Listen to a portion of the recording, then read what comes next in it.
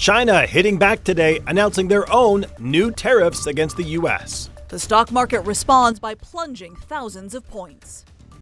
It's KREM 2 night here at Avista Stadium as we get ready to start the 2025 season. That's right, opening night for your Spokane Indians tonight. The excitement is building as we get set for the first pitch coming up.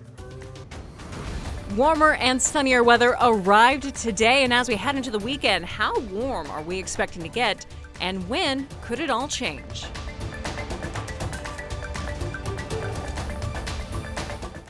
Good evening, everyone. Thank you for joining us here on KREM 2 News at 5. I'm Whitney Ward. Welcome, everyone. I'm Mark Hanrahan. A growing trade war sent stocks plunging today. The Dow closed out its worst week since March of 2020 when the pandemic crashed the economy. The Dow Jones Industrial Average plunged more than 2,200 points. China also announced today that it will hit the U.S. with a 34% across-the-board tariff on all U.S. goods next week, as the Trump administration's new reciprocal tariffs are set to take effect. Secretary of State Marco Rubio traveled for NATO meetings, dismissing the stock market's slumping.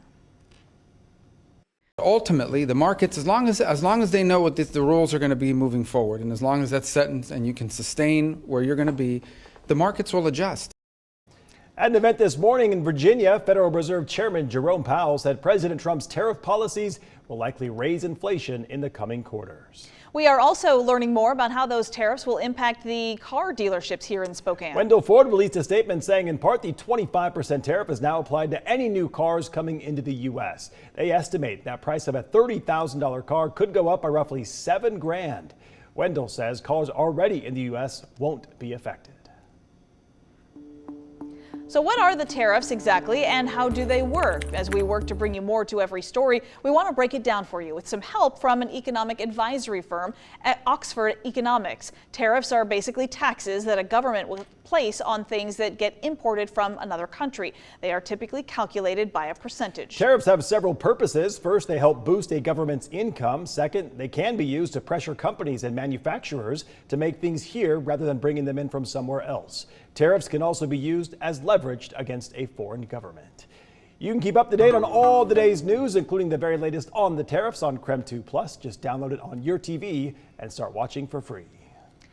A Coeur d'Alene orthopedic surgeon has been sentenced to 40 years in prison for video voyeurism involving several of his employees and the minor children of those employees. Charges against 69-year-old Spencer Greendyke stem from an incident back in March of 2024 when one of Greendyke's employees discovered hidden cameras in the office bathroom. Authorities discovered evidence that Greendyke had taken more than 800 hidden videos over the past 15 to 20 years from his home and office. But due to a 5-year statute of limitations, Greendyke could only be charged with conduct dating back to 2019. Pullman may have a new police chief as soon as next week. He is expected to take over after the controversial exit of the last chief. Pullman Mayor Francis Benjamin is offering the job to Commander Aaron Brashears, and Brashears has accepted pending approval from City Council. Commander Brashears has been serving as acting police chief since December. He took over while former Chief Jake Opgennorth was on administrative leave amid a Washington State Patrol investigation. It was an ex-girlfriend who had accused Opgennorth of sexual assault and domestic violence, though a Whitman County judge later found no evidence that had occurred. Opgennorth quit late last month while the WSP investigation continues. Now City Council must approve the mayor's pick in Brashears, who has been with Pullman PD for 26 years. That vote is expected to take place on Tuesday night. If confirmed by council, Brashears would take over as police chief immediately. All right, turning our attention to weather, and this is a weekend where you're going to want to be outside. Yeah, temperatures are going to be warm. Meteorologist Cody Proctor in for Jeremy tonight. She's live in the Outdoor Weather Center with everything we need to know. Cody, got the shades on. I got the shades on. I don't know if I look as cool as I feel in these sunglasses right now, but you're going to need shades like these as we head into the weekend because it's looking to stay sunny as we head into Saturday and into Sunday. Even right now, it's beautiful at this time. Our current temperatures are at 54 degrees over at the Spokane Airport. Winds are coming out are at 4 miles per hour at this time. And as we head and take a look around our region, we're still seeing those temperatures mostly into those 60s to 50s for us. 60 right now. Wenatchee and Moses Lake, 53 at the moment over at Coeur d'Alene. As we take a look over the last 6 hours or so, it's been pretty quiet for us around our region. Hardly a cloud in the sky. I do see a few off in the distance, but we're not quite seeing those cloudy conditions, and that just means that we are seeing a lot of sunshine at the moment. Just a reminder, as we get more sunshine, don't forget the sunscreen if you're spending any time outside. Hour by hour, we're looking to see those clear skies as we head into tomorrow morning. That does typically translate to some chilly mornings for us. Even tomorrow morning, looking to be down into the low 30s. So just dress appropriately as you're figuring out your weekend plans. And over the next 3 days, we're looking to be in the low 60s. High pushing almost 70 for Sunday, but Monday you can see once again that we're looking at another chance for some more active weather moving in. What's behind that? Coming up in your full forecast. Cody, thank you very much.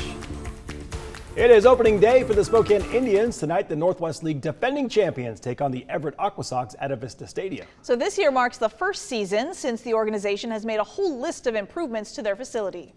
KREM 2 Sports Director Andrew Quinn is live at Avista Stadium tonight with Caitlin Galloway as well, talking about all the excitement there at Avista tonight.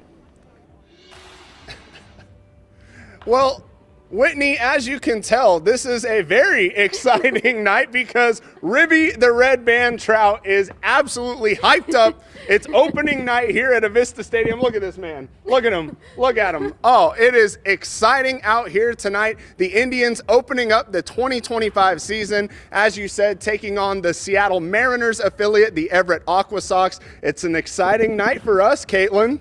Exactly, yeah, we've got a lot of exciting prospects on both sides in town, and we talked earlier about a lot of fan improvements to the ballpark, a lot of exciting specials, new safety features as well here in the ballpark. They spent a lot of time, and of course, Ribby's super excited for all of it.